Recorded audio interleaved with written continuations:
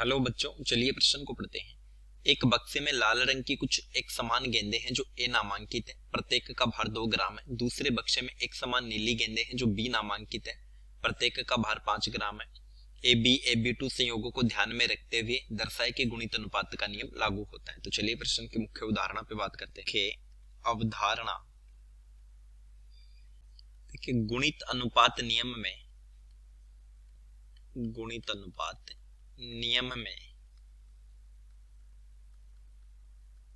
किसी एक तत्व का द्रव्यमान नियत होता है। तो चलिए देखते हैं गुणित अनुपात नियम को। गुणित अनुपात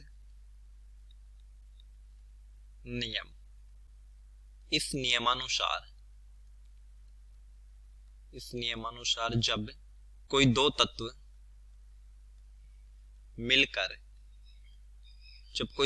मिलकर दो या दो से अधिक अणु बनाए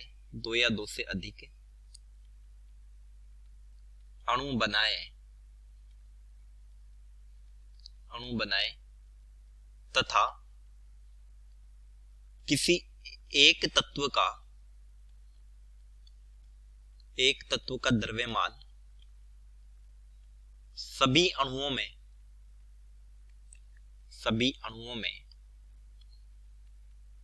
नियत हो, तब दूसरे तत्व का द्रव्यमान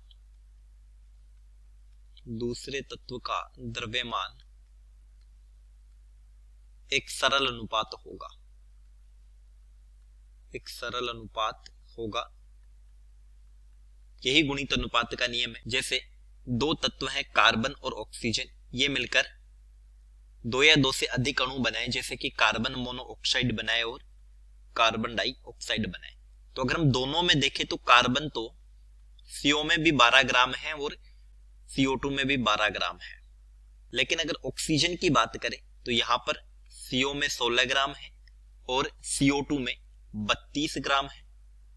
तो दोनों में ऑक्सीजन का एक सरल अनुपात है, यहाँ 1:2 एक सरल अनुपात है ऑक्सीजन का सरल अनुपात। यही गुणित अनुपात का नियम है, सरल अनुपात।